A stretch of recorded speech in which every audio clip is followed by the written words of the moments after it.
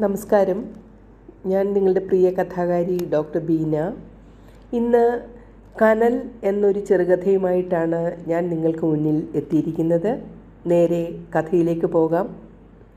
College ക്യാമ്പസിലെ പ്രണയ ജോഡികളായിരുന്നു അവർ എന്ന കാലങ്ങൾക്ക് ശേഷം മാത്രമാണ് മറ്റുള്ളവർ അറിഞ്ഞത്. അവർ ആരുടെയും മുന്നിൽ അത്തരം ഒരു രീതിയിൽ പെരുമാറിയിട്ടേയില്ല. വളരെ സാധാരണ കുടുംബത്തിൽ നിന്ന് വന്നിരുന്ന അവർ രണ്ടുപേരും പഠിക്കാൻ മിടുക്കരായിരുന്നു. ജീവിതത്തെ കരുതലോടെയും ഗൗരവത്തോടെയും തന്നെ മുന്നോട്ട് കൊണ്ടുപോയതാണവർ. പഠിച്ച് പരീക്ഷ എഴുതി സ്വയം ജീവിതമാർഗം കണ്ടുപിടിച്ചു. ഒടുവിൽ ജീവിതത്തിൽ അവർ രണ്ടുപേരും ഒന്നിച്ചു. അപ്പോൾ മാത്രമാണ് കൂടെ പഠിച്ചിരുന്ന സുഹൃത്തുക്കൾ പോലും ഇവർ പ്രണയബദ്ധർ ആയിരുന്നു എന്നറിയുന്നത്. കാലങ്ങൾ സുഖസന്തോഷ മിശ്രിതമായി മുന്നോട്ട് പോയിക്കൊണ്ടിരുന്നു. ഒരു സാധാരണ ദിവസം പോലെ മാത്രമായിരുന്നു സുനുവിനും അനിലിനും ആ പ്രഭാതവും തുടങ്ങിയത്.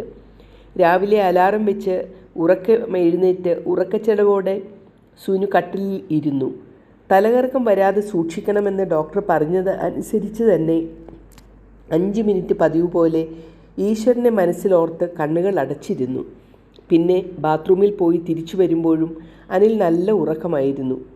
ചായ ഇട്ടിട്ട് അനിലിനെ വിളിക്കുകയാണ് സുനുവിൻ്റെ പതിവ്.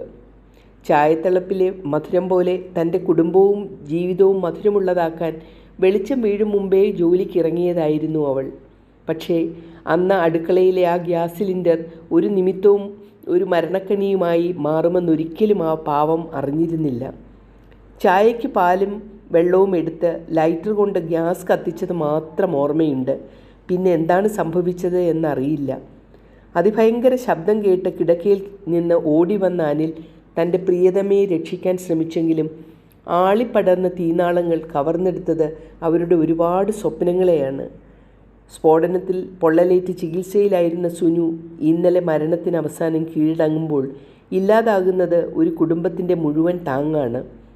അത്യാസന്ന നിലയിൽ കിടന്നിരുന്ന അനിലിൻ്റെ ആരോഗ്യനിലയും തൃപ്തികരമല്ലെന്നായിരുന്നു ഡോക്ടർമാർ പറഞ്ഞിരുന്നത്. ഇന്ന് ഉച്ചയോടെ അനിലും യാത്രയായി. സുനുവിന് പിന്നാലെ അനിലും യാത്രയാകുമ്പോൾ മൂഴിക്കൽ ഗ്രാമത്തിന് ഇത് വിതുങ്ങുന്ന ഒരു നൊമ്പരമായി മാറി. നീണ്ട ചികിത്സകൾക്കും വർഷങ്ങളുടെ കാത്തിരിപ്പിനും ശേഷം ഉദരത്തിൽ വളരുന്ന കുഞ്ഞോമനെ പുറമേ നിന്ന് സദാ താലോലിക്കുകയായിരുന്നു അവർ. താൻ ഗർഭിണിയാണെന്നറിഞ്ഞപ്പോൾ സുനു അനിലിനെ കെട്ടിപ്പിടിച്ച സന്തോഷശ്രുക്കൾ പൊഴിച്ചു. സകല ദൈവങ്ങൾക്കും ദേവന്മാർക്കും വഴിപാടുകൾ കഴിച്ചു.